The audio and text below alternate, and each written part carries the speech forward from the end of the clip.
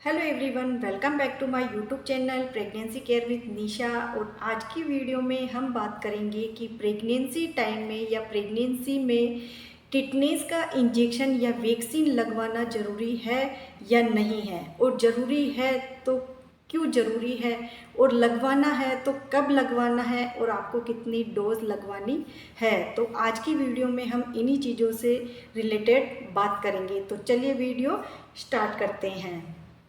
आपको टिटनेस का इंजेक्शन या वैक्सीन लगा है या नहीं लगा है, और लगा है तो कब लगा है, आप मुझे कमेंट में ज़रूर बताइए।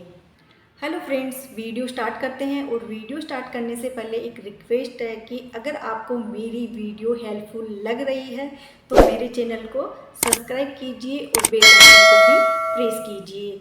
तो प्रेगनेंसी टाइम में टिटनेस का इंजेक्शन या वैक्सीन लगवाना बहुत ही ज़रूरी है, क्योंकि टिटनेस की जो बीमारी है या टिटनेस का जो इन्फेक्शन है वो बैक्टीरिया के द्वारा फैलता है, जिसे क्लोस्ट्रीडियम टिटेनाई कहते हैं।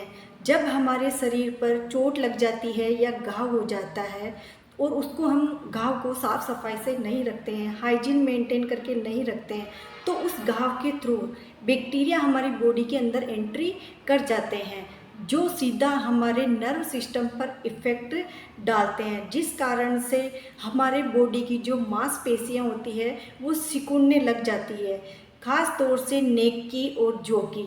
इसीलिए इसे लोग जॉ भी कहते हैं। इसी वजह से ये टिटनेस का वैक्सीन लगवाना प्रेगनेंसी में बहुत ज़रूरी है।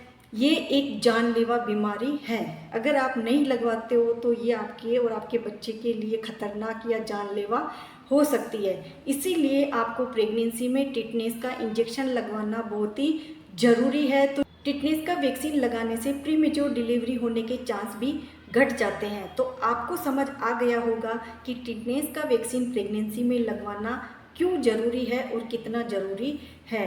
अब हम बात करते हैं कि प्रेगनेंसी में टिटनेस की वैक्सीन या इंजेक्शन कब लगवाना चाहिए और कितनी डोज लगवानी चाहिए। तो ये प्रेगनेंसी टाइम में वैक्सीन जो है 2 डोज लगती है।